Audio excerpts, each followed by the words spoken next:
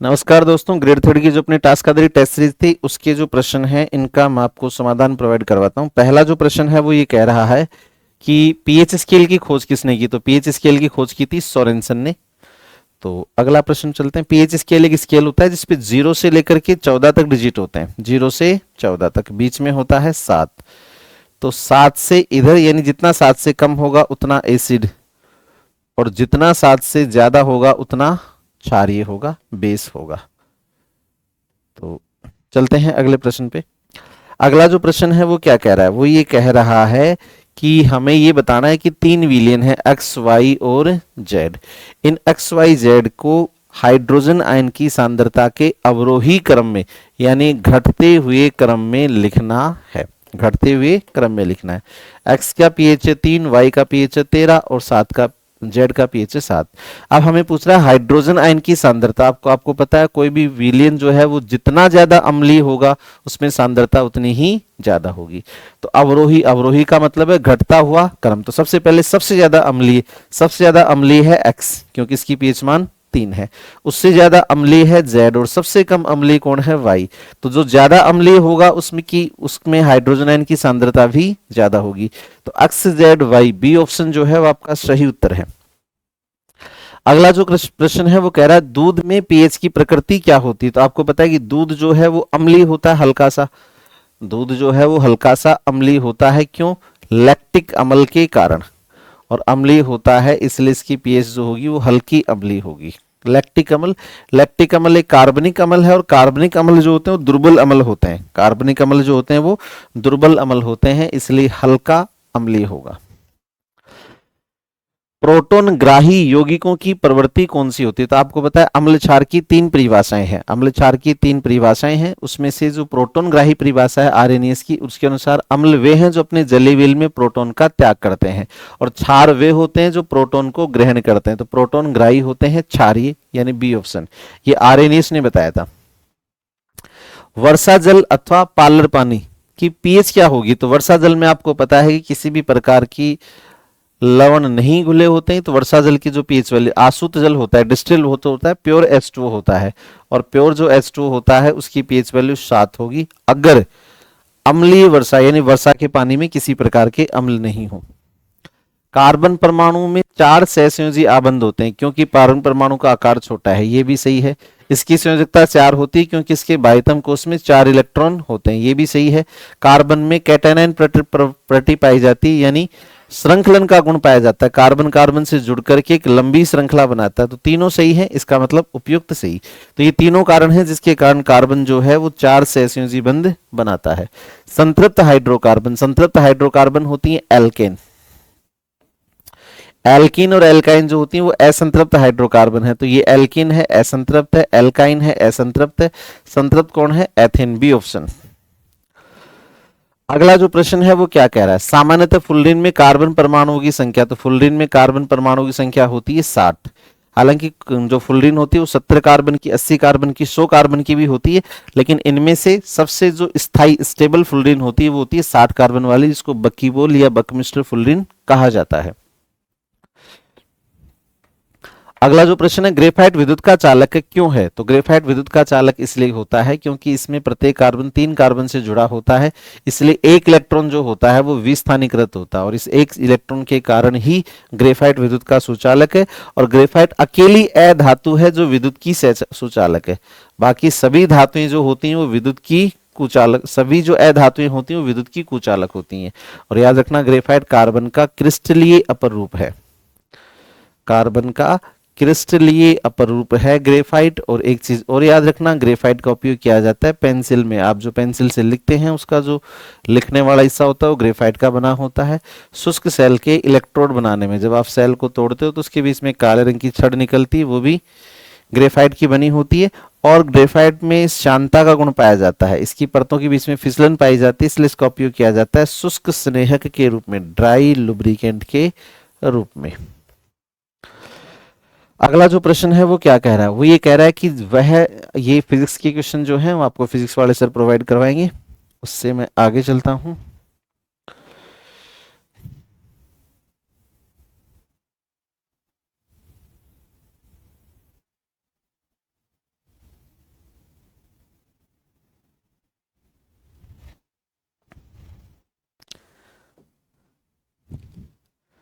हाँ भाई, वायरस जनित संक्रामक रोग कौन से हैं? तो वायरस से जनित जितने भी रोग होते हैं वो सारे संक्रामक होते हैं, अपने को ऑलरेडी पता है। तो हमें दिए गए ऑप्शन में वो ऑप्शन चूज करना है जिसमें दिए गए सभी रोग वायरस संक्रामक हो। खसरा जो होता है वो वायरस संक्रामक होता है, पोलियो वायरस संक्रामक होता है, लेकिन हैजा जो होता है वो जीवाणु जनित होता है, इसलिए ऑप्शन नहीं होगा। सार्स जो है वो वायरस जनित है, मीजेल जो है वो वायरस जनित है, लेकिन प्लेग जो है वो जीवाणु जनित होता है, ये भी ऑप्शन नहीं होगा। प्लेग जीवाणु जनित होता है, निमोनिया जीवाणु जनित होता है, खसरा वायरस जनित होता है, ये भी नहीं होगा। मीजेल्स जो है वो वायरस से होता है, पोलियो वायरस से होता है, सार्स वायरस से होता है, बी ऑप्शन आपका सही उत्तर है। तो मुझे उम्मीद है कि आपके लिए काफी उपयोगी साबित होगा। मानव में जीवाणु जनित रोगों के संदर्भ में उपयुक्त कथनों का विचार कीजिए। तो आपको पता है कि जीवाणु यानी बैक्टीरिया से बहुत सारी बीमारियां होती हैं जिनकी दवाइयां होती हैं एंटीबायोटिक या प्रतिजैविकी। दिए गए जो ऑप्शन है उनमें से हमें वो ऑप्शन चूज करना है जिसके सभी जो बीमारियां हैं वो जीवाणु जनित हो। तो पहला आपको पता है टाइफाइड जीवाणु जनित है, प्लेग जीवाणु जनित है, लेकिन मलेरिया जो होता है वो प्रोटोजोआ से होता है। टाइफाइड जीवाणु जनित है, प्लेग जीवाणु जनित है, टाइफस। अब अगर आपको टाइफस का नहीं पता हो तो कैसे करें? डिप्थीरिया जीवाणु जनित है, निमोनिया जीवाणु जनित है, इन्फ्लुएंजा जो है वो वायरस जनित है, ये भी डिलीट हो गया। प्लेग जो है वो जीवाणु जनित है, मलेरिया जो है वो प्रोटोजोआ जनित है, ये भी डिलीट हो गया। तो अपने पास ऑप्शन कौन सा बचा? B option. अगला प्रश्न है हेपेटाइटिस बी का जो यकृत में संक्रमित करने वाला संक्रामक रोग है वो किसके कारण से होता है? तो आपको पता है हेपेटाइटिस के जो 5 वेरिएंट है वो वायरस के द्वारा होते हैं। हेपेटाइटिस में लीवर प्रभावित होता है, रक्त में बिलिरुबिन वर्ण की मात्रा बढ़ जाती है। दिए गए बीमारियों में से बैक्टीरिया जनित नहीं है। मियादी बुखार टाइफाइड को कहते हैं जो कि बैक्टीरिया जनित है। हैजा बुखार विब्रियो कोलेरी जीवाणु की वजह से होता है। तपेदिक जो होता है इसको अपन टीबी कहते हैं। ट्यूबरकुलोसिस बेसिलस ये माइको बैक्टीरियम ट्यूबरकुलोसिस यानी बैक्टीरिया की वजह से होता है। चिकनगुनिया जो है वो अल्फा वायरस की वजह से होता है। तो चिकनगुनिया जो है वो वायरस जनित है, जीवाणु जनित नहीं है। अगली बीमारी कह रहा है कौन सा युग सुमेलित नहीं है? टाइफाइड के जीवाणु का नाम साल्मोनेला टाइफ, ये बिल्कुल सही है।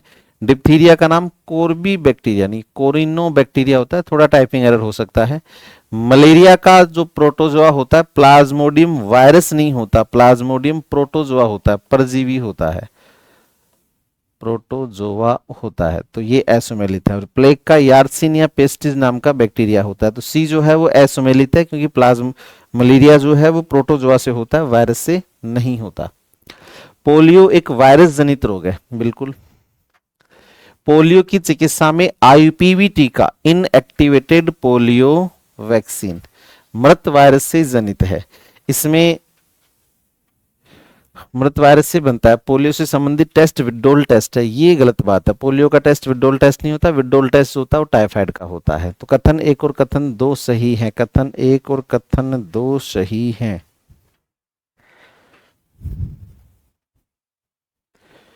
पहला स्टेटमेंट कथन 1 और कथन 3 सही है, कथन 2 और कथन 3 सही है, कथन 2।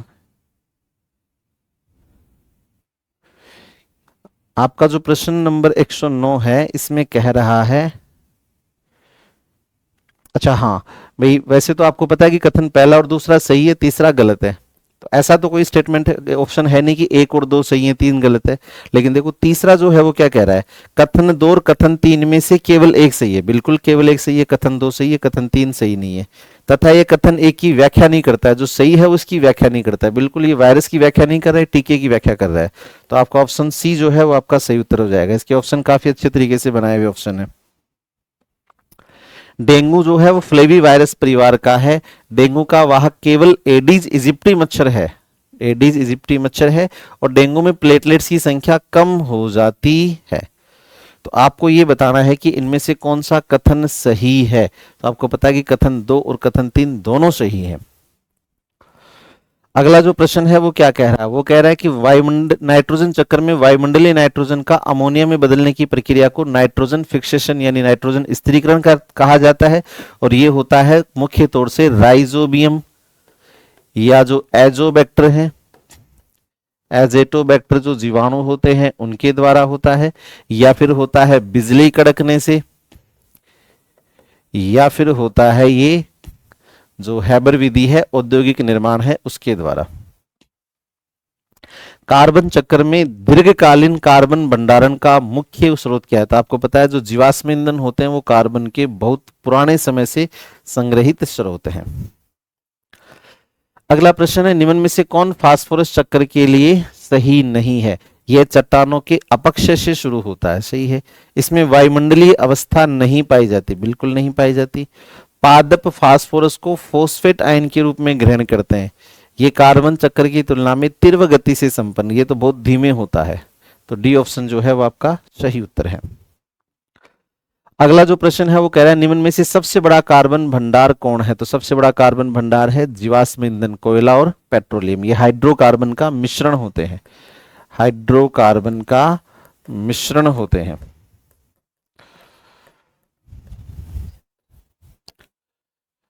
हाइड्रोकार्बन का मिश्रण होते हैं। निम्नलिखित में से कौन सा जीवाणु स्वतंत्र रूप से वायुमंडलीय नाइट्रोजन का स्थिरीकरण करता है?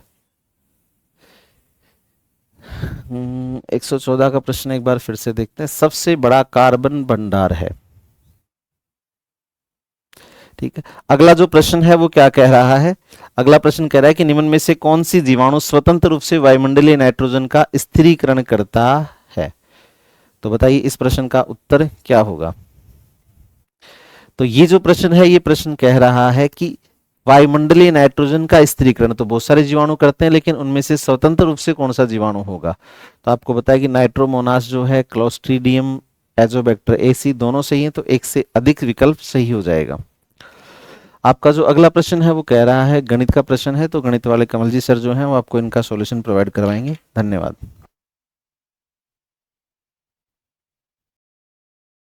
तो बात करते हैं अब मैथ्स के प्रश्नों को लेकर। पहला प्रश्न है, निम्न में से अपरिमेय संख्या क्या है?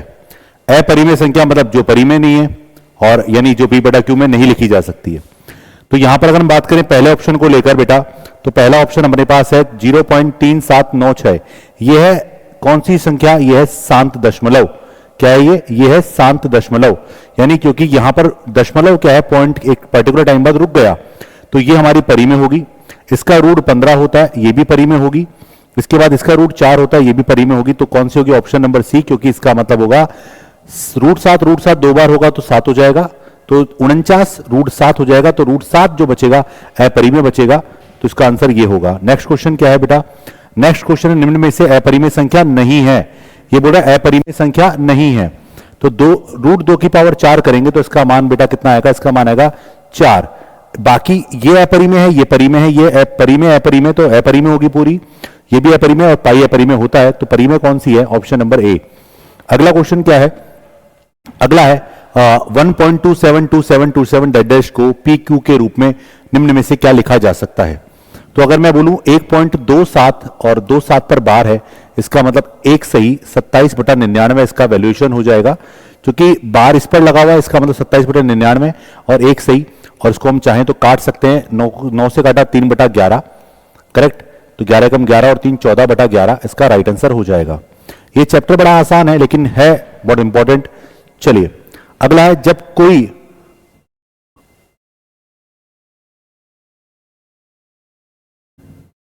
अगला है, निम्न में से कौन सा कथन असत्य है? आपसे पूछ रहा है। दो परिमेय संख्याओं का योग परिमेय संख्या होता है, बिल्कुल सही बात लिखा हुआ है। ये पूछ रहा है असत्य, गलत कौन सा है मुझसे पूछ रहा है।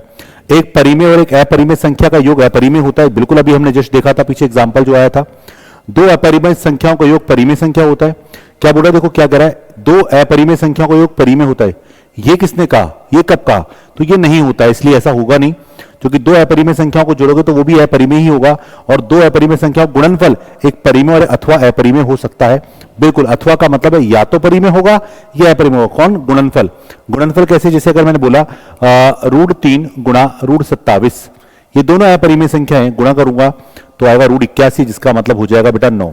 तो गुणनफल परिमेय हो गया। लेकिन जैसे √2 गुणा √3 करूंगा तो √6 आएगा, तो परिमेय, ये परिमेय और ये अपरिमेय हमारे पास हो गया। तो डी भी सही है, ए भी सही है और बी भी सही है। ठीक है, दो परिमेय संख्याएं हो तो हमेशा परिमेय होता है, एक परिमेय और एक अपरिमेय हो तो हमेशा अपरिमेय होता है। लेकिन अगर दोनों अपरिमेय है तो ये डिपेंड करता है क्वेश्चन के ऊपर कि क्वेश्चन में नंबर्स क्या है। तो रिजल्ट आपका अथवा में आएगा, परिमेय भी हो सकता है और अपरिमेय भी हो सकता है। निम्न में से कौन सा कथन असत्य है? फिर पूछ रहा है, गलत है। दो परिमेय संख्याओं के बीच अनगिनत परिमेय संख्याएं होती हैं, बिल्कुल सही बात है। दो परिमेय संख्याओं के बीच अनगिनत, जैसे 3 और 4, अगर आपको दो संख्याएं दिख रही है तो इनके मध्य अनंत क्या है, परिमेय संख्याएं, जैसे 3.001, 3.00001, ऐसे अनगिनत संख्याएं मैं लिख सकता हूं। दो वास्तविक संख्याओं के बीच अनगिनत वास्तविक संख्याएं होती हैं, तो वास्तविक का ही एक भाग परिमेय है, तो परिमेय में अगर है तो वास्तविक में भी होगी। तीसरा, अपरिमेय संख्या का दशमलव रूप अनावर्ती अशांत दशमलव होता है, तो इसको हम बोल सकते हैं कि अपरिमेय संख्या का जो दशमलव रूप होता है वो अशांत अनावर्ती हो सकता है। बिल्कुल सही बात है। जैसे मैंने अगर लिखा, जैसे पाई का मान लिखा, पाई का मान क्या होता है, 3.1415926 इस फॉर्म में होता है, आगे भी चलता है, तो ये अशांत भी है। अशांत मतलब शांत नहीं है, अशांत मतलब लगातार चल रही है। अनावर्ती का मतलब यह है कि पॉइंट के बाद जो है रिपीटेशन यहां पर नहीं है, तो ये क्या है, अशांत अनावर्ती। तीनों सही लिखे हुए। 3 सबसे छोटी अभाज्य संख्या नहीं है, 2 सबसे छोटी होती है, तो ऑप्शन नंबर डी। ये बेसिक चीजें जो एग्जाम में पूछ ली जाती हैं। अशून्य परिमेय संख्याएं एवं अशून्य की अगर मैं बात करूं, अशून्य परिमेय संख्याएं, और आगे क्या कह रहा है, अपरिमेय संख्याओं, अशून्य परिमेय संख्याएं और अपरिमेय संख्याओं का गुणनफल सदैव होता है। क्या कह रहा है, ढंग से सेंटेंस पढ़ो। अशून्य मतलब जिसमें जीरो ना हो, जिसमें जीरो ना हो, यानी बिना जीरो के कोई भी परिमेय संख्या उठाओ और अपरिमेय उठाओ, तो एक परिमेय और एक अपरिमेय का गुणनफल हमेशा क्या होता है, अगर मैं कहूं तो अपरिमेय होता है। परिमेय सिर्फ एक केस में होता है, जब वो जीरो हो जाए, तो आप बोल सकते हो इस बात को। एक अनुपात रहित, अनुपात का मतलब जो पी बटा क्यू में नहीं हो सकती, एक अनुपात रहित संख्या का दशमलव रूप होगा। किसका, एक अनुपात रहित दशमलव संख्या का मतलब एक अनुपात रहित संख्या का दशमलव रूप क्या होगा, तो हम जानते हैं कि वो क्या होगी, वो होगी अपरिमेय, और अपरिमेय संख्याएं जो होती हैं उसको हम बोलते हैं अशांत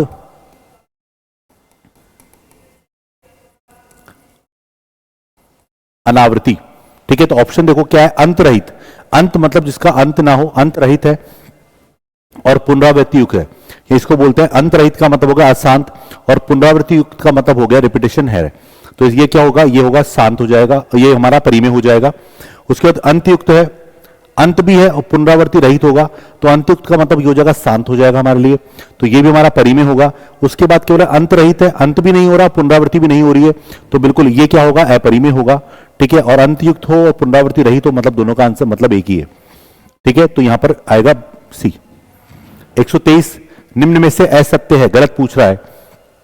संख्या रेखा पर प्रत्येक बिंदु रूट एम के रूप में होता है, जहां एम एक प्राकृत संख्या है। संख्या रेखा पर प्रत्येक बिंदु जो है बेटा प्रत्येक बिंदु रूट एम के रूप में होता है, ठीक है, जहां एम एक प्राकृत संख्या है।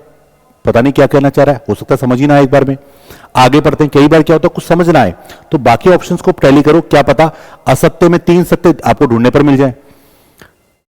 प्रत्येक वास्तविक संख्या को सरल रेखा के एक अद्वितीय बिंदु के रूप में निरूपित किया जा सकता है। प्रत्येक वास्तविक संख्या जो होती है, आपने पढ़ा होगा वास्तविक का डेफिनेशन, वास्तविक संख्या वो होती है जो संख्या रेखा पर निरूपित की जा सकती है। ठीक है, तो हर वास्तविक संख्या को संख्या रेखा पर अद्वितीय बिंदु यानी केवल एक बिंदु पर निरूपित किया जा सकता है। गैर शांत यानी अशांत, गैर पुनरावर्तयुक्त दशमलव अपरिमेय होते हैं, बिल्कुल सही बात है। एक अनुपात रहित, जिसपे अनुपात नहीं होता वो संख्या भी अपरिमेय होती है। तो बेटा ये भी सही है, ये भी सही है और ये भी सही है, तीनों सही है।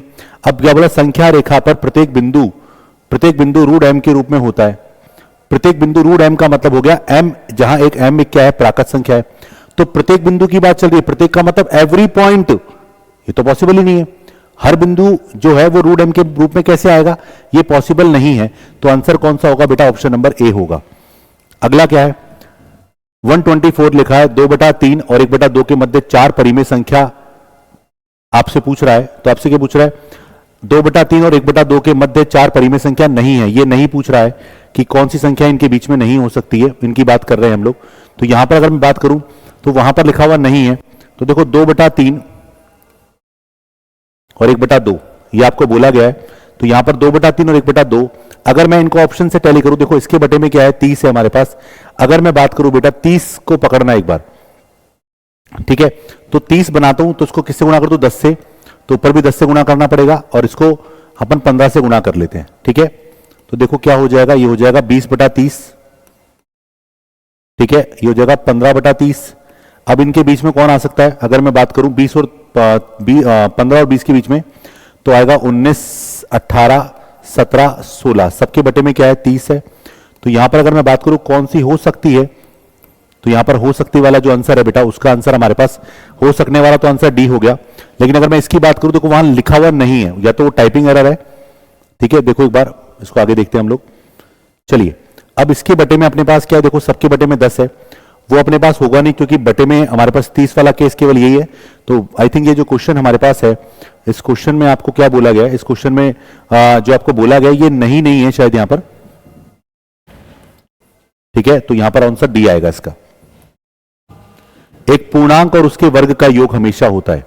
एक पूर्णांक कोई भी ले लो, जैसे लिखा -5, उसका वर्ग किया 25, योग कितना आया 20।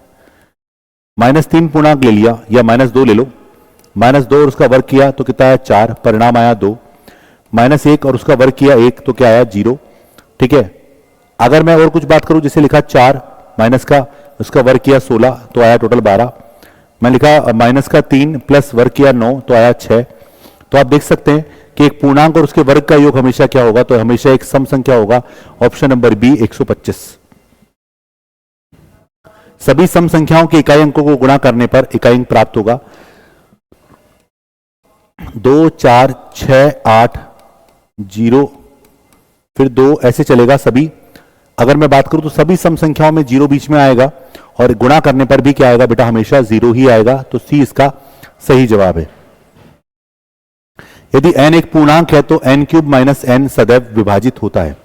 n पूर्णांक है तो n किससे डिवाइड होगा, तो सबसे पहले n का मान 1 रख के देखो, तो 1 का क्यूब 1 - 1 यानी क्या होगा 0। अगला n का मान 2 रखो, तो n का क्यूब हो गया 8 - 2 यानी 6 हो जाएगा। n का मान 3 रखा, 3 का क्यूब होगा 27 - 3 यानी हो जाएगा 24। ठीक है, n का मान 4 रखा तो हो जाएगा 64 - 4 यानी हो जाएगा 60। अब ऐसे इसको ट्राई करके देखो कि कौन सा नंबर डिवाइड हो रहा है। देखो, क्या 4 से सब डिवाइड है, क्या 4 से ये डिवाइड है, ये नहीं है, तो ये आंसर नहीं है। 5 से ये डिवाइड है, बाकी डिवाइड नहीं है, हटाओ उसको। 6 से ये भी है, ये भी है, ये भी है, ये भी है, तो आंसर क्या हो गया बेटा, ऑप्शन नंबर सी। परिमेय संख्या का दशमलव निरूपण नहीं हो सकता। शांत कभी नहीं होगा, अशांत में आवृत्ति ना, अशांत और अनावृत्ति, ये अनवसानी जो लिखा है इसका मतलब अशांत है। क्या है, अशांत। ये अशांत है, ये शांत है, करेक्ट। 27,720 संख्या के विभिन्न, क्या लिखा है, विभिन्न अलग अलग 27,720, ये आपको लिखा हुआ है कि विभिन्न अभाज्य गुणनखंडों की संख्या मुझसे पूछ रहा है। तो देखो, सबसे पहले आप इसके प्राइम फैक्टर बनाएंगे। तो देखो, आप सबसे पहले तो 2 का भाग जा रहा है, बिल्कुल 2 का भाग जा रहा है। और अगर आपको डायरेक्ट भी याद है तो ठीक है, जैसे मैं बता देता हूं, 27,720 दिख रहा है, 11 का मल्टीपल है, तो 11 दूनी 22, 5 बचा, 11 5 55, 11 दूनी 22 0, फिर 11, इसको अगर हम और डिवाइड करें, देखो ये 8 से डिवाइड हो रहा है क्या, बिल्कुल 8 से हो रहा है। 8 दूनी 16, 8 ते 24, ठीक है, 8 एकम 8, 8 पंजे 40, 11 8, ये 9 से जा रहा है, बिल्कुल 9 से जा रहा है। 9 को तोड़, 9 का भाग 9 होते 27, 9 5 45, ठीक है, तो हो गया 11, ये हो गया 2 का क्यूब, ये हो गया 3 का स्क्वायर, ये हो गया 5 की पावर 1, ये हो गया 7 की पावर 1। आपसे क्या बोला, विभिन्न, तो अभाज्य गुणन की संख्या पूछता तो सबको जोड़ लेते पावर को, पर विभिन्न बोला तो 1 2 3 4 5, 5 ही डिफरेंट है, तो ये आ गया ऑप्शन नंबर बी। यदि m एक अभाज्य संख्या है तो m स्क्वायर के कितने गुणनखंड है। m की कंडीशन क्या है, m एक अभाज्य संख्या है, तो एक अभाज्य संख्या जैसे मैंने लिखी, अगर मैं बात करूं m एक अभाज्य संख्या है, जैसे m बोला मैंने अभाज्य संख्या, जैसे बोला मैंने 1 हो सकता है, नहीं 1 क्या अभाज्य संख्या, तो 3 हो सकती है, 2 हो सकती है, 5 हो सकती है, 7 हो सकती है, इसे ले लो अपने पास है ना ऑप्शन। तो m स्क्वायर की बात करें तो m स्क्वायर अगर मैं बोलूं तो m का मान अगर 3 है तो 9 हो जाएगा। अब 3 के फैक्टर 1 भी होगा, 3 भी होगा और 9 भी होगा। m स्क्वायर अगर 5 हुआ का स्क्वायर 25 हुआ, तो 1 5 और 25, तो केवल 3 ही फैक्टर होंगे m स्क्वायर के। डायरेक्ट लिख देता हूं मैं, एक फैक्टर होगा m, एक होगा 1, एक होगा m, एक होगा m स्क्वायर, तो आंसर आएगा ऑप्शन नंबर बी। ये बोल रहा है 0.000001 का घनमूल होगा, 0.000001, इसका घनमूल करोगे तो 6 जीरो का घनमूल करने पर दो मतलब 6 अंकों बाद पॉइंट है, तो 2 अंकों बाद आएगा, तो 0.01 इसका सही जवाब है। वर्गमूल होता तो 3 पॉइंट वाला आंसर होता, ये जरूर चेक कर लिया करो कौन सा वाला है। 0.000729 होल पावर आप देखोगे, पहले रूट लगाया मतलब पावर 1/2, उसके ऊपर 1/3 है तो 1/6 हो गया, कुल मिला के पावर 1/6। ये अंदर है 0.3 की power 6, 0.3 option number B. Cube root दिया हुआ है, इसकी पावर माइनस इसकी पावर माइनस और बटे में लिखा है तो 343 ऊपर चला जाएगा, पावर प्लस हो जाएगी, और 216 नीचे चल जाएगी, पावर प्लस हो जाएगी। करेक्ट। अब देखो ये हो गया 7 की पावर 3, उसकी पावर 2 और उसकी होल पावर 1/3, क्योंकि एक क्यूब रूट लगा हुआ है। ये नीचे देखो 6 जो है, 6 का क्यूब होल पावर, ये 6 का क्यूब फिर होल पावर 3 और उसकी होल पावर 1/3, तो ये तो कट गया हमारे पास, ये कट जाएगा इससे, तो 7 का स्क्वायर 49/216, ऑप्शन नंबर सी। 432 को किस संख्या से भाग दें ताकि प्राप्त संख्या एक पूर्ण घन बन जाए? इसके लिए सबसे बढ़िया है मेथड पे ना जाएं, ऑप्शन पे जाएं। तो 432/625 को अगर मैं भाग लगाऊं 1/3 से, तो भाग लगाता हूं, सुनो, तो 3/1 हो जाएगा। 3 से कट रहा है क्या? नहीं कटा, हटाओ उसको, पहला ऑप्शन नहीं है। 1/5 तो 5/1 हो जाएगा, ये हो जाएगा 125, पर ये क्यूब नहीं है, हटाओ उसको।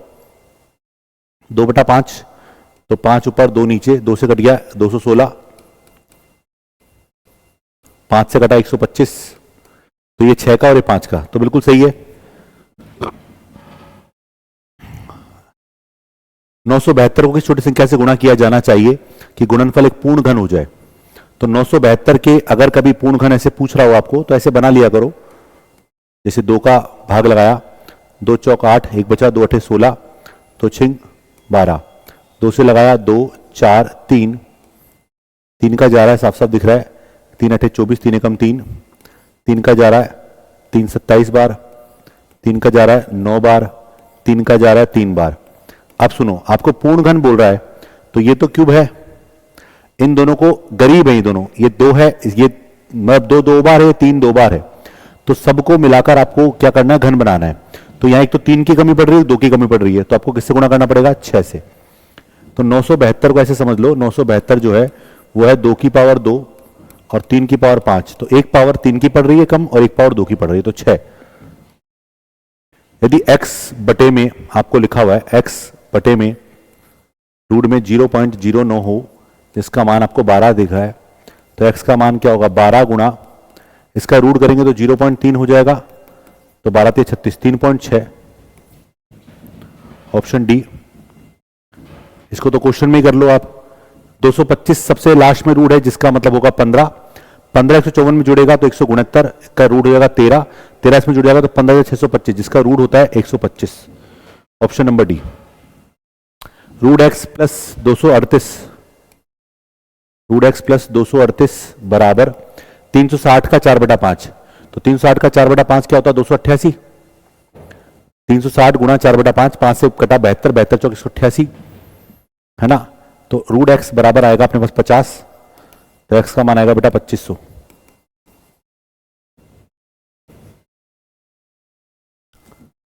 रूट 24 प्लस रूट 216 बटा रूट 96, रूट 24 प्लस रूट 216 बटा 96,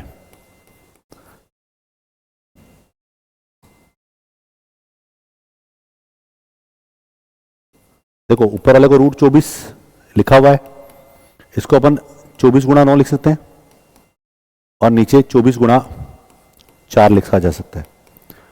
24 को छोड़ दो, 9 को बाहर लिया है 3, 3 और 1 4, तो 4 रूट 24, नीचे 2 रूट 24, तो आंसर आएगा 2। 139 में आया बी। 1568 को सबसे छोटी संख्या ऐसी कौन संख्या से विभाजित किया जाए कि परिणामी संख्या एक पूर्ण वर्ग बन जाए? तो 1568 को आपको डिवाइड करना है संख्या से, छोटी संख्या ऑप्शन से उठाओ, 2 से डिवाइड किया, 2 सत्ते 14, 1 बचा, 2 अठे 16, ठीक है? तो क्या ये पूर्ण वर्ग है? ये पूर्ण वर्ग है, बिल्कुल 28 का स्क्वायर है, तो आंसर आएगा 2। यदि एक्स क्यूब के ऊपर भी एक्स स्क्वायर गुणा एक्स की पावर 4 डिवाइड बाय एक्स की पावर 10 बराबर एक्स की पावर p। तो देखो ये हो जाएगा एक्स की पावर 6, 6 और 4 10, तो ऊपर 10 हो गई 6, और आधार समान तो घातें जुड़ जाएंगी। अब नीचे से पावर जाएगी ऊपर आएगी, वो नेगेटिव हो जाएगी, तो एक्स की पावर p, तो p का मान आएगा बेटा 0। 141 में डी। ये बड़ा इंपॉर्टेंट क्वेश्चन है, ये मैं आपको कहना चाहूंगा कि आपके एग्जाम में बन सकता है, और जब ऐसे क्वेश्चन एग्जाम में बन जाएं तो आप क्या करोगे? सबसे बढ़िया तरीका बता रहा हूं, ऑप्शन में कहीं n नहीं है ना, तो n को ही गायब कर दो। यहां से n को गायब करने का मतलब क्या है? n को हटा दो। तो n को हटाने का सबसे बड़ा तरीका है n की वैल्यू क्या कर दो? 0 कर दो। तो n की वैल्यू 0 रखेंगे, रखो, आंसर आ जाएगा। तो 0 रखा तो 2 हो जाएगा, तो 3 का स्क्वायर 9 माइनस 3 की पावर 0 यानी 1, नीचे ये हो जाएगा 3 की पावर 1 यानी 3, और ये हो जाएगा फिर 1, तो ऊपर हो गया 8, नीचे हो गया 2, आंसर आएगा 4, ऑप्शन नंबर सी। रूट में 2 की पावर 4, बताओ 2 की पावर 4, 16 का रूट कितना हो गया? 4। 64 का क्यूब रूट कोई बच्चा बता देगा 4 होता है। 2 की पावर 8 की पावर 1/4, तो 2 की पावर 8 का 1/4 करेंगे तो 2 का कितना बचेगा? स्क्वायर, तो हो जाएगा फिर से 4, क्या हो गया? 12। तो 143 में आएगा बेटा बी इसका सही जवाब है।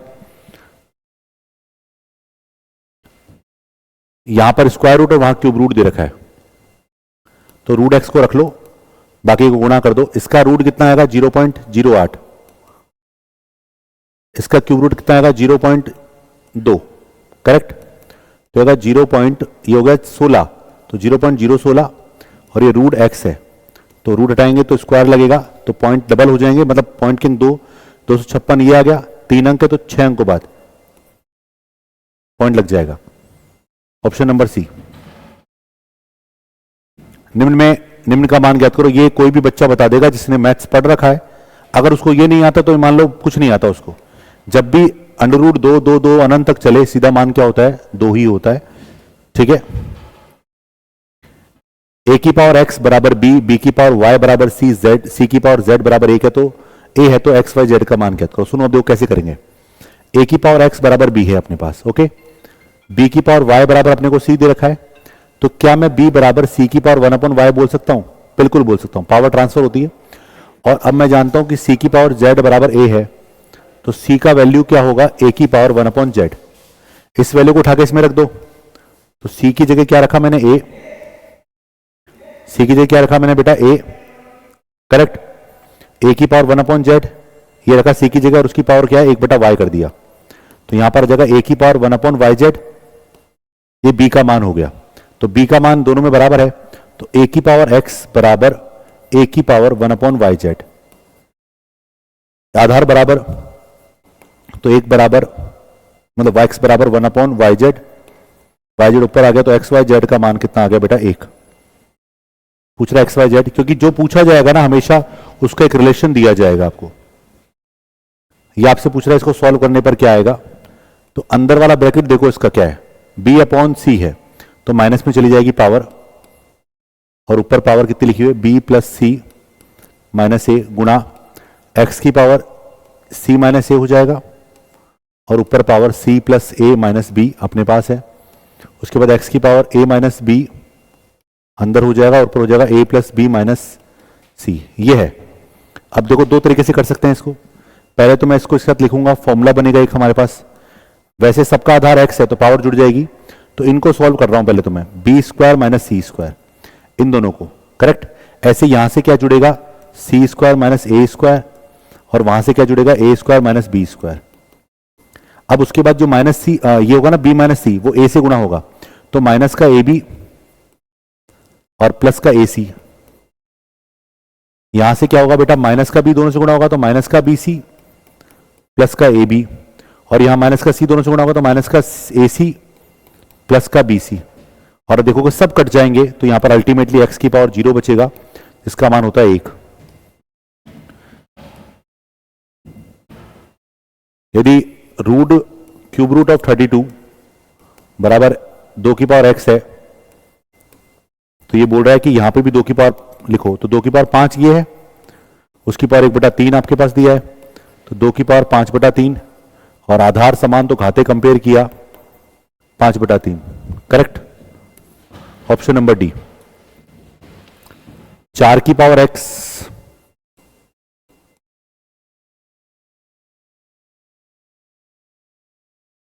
अब अगर यहां पर एक चीज सोचो लॉजिकली, और पूछा गया इसमें x का मान निकाल के रखना पड़ेगा आपको।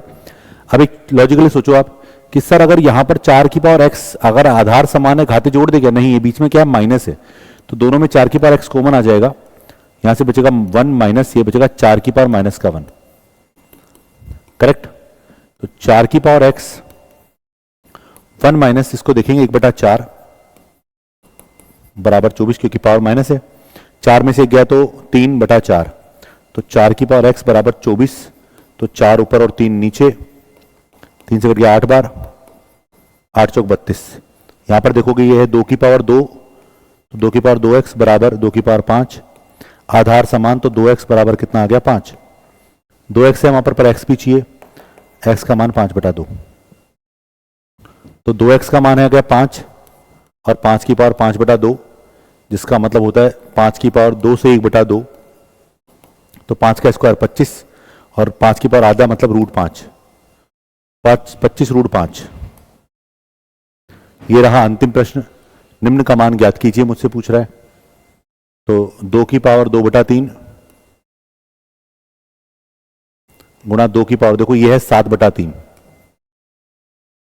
7 पूरा है, 1/3 बटे में चला गया, बटे में 2 की पावर 6/3। करेक्ट, सीधा 2 की पावर 2/3 प्लस वाली गुणा वाली पावर तो प्लस में हो जाएगी और भाग वाली पावर माइनस में चली जाएगी, सीधा लिख दिया 9 - 6, 9 - 6 यानी 3/3, तो 2 की पावर 3/3 यानी 1, 2 की पावर 1 यानी 2। क्या होगा इसका आंसर? 2 की पावर 1 यानी 2, ऑप्शन नंबर बी। तो इस तरह से हमारे पूरे प्रश्न खत्म हुए।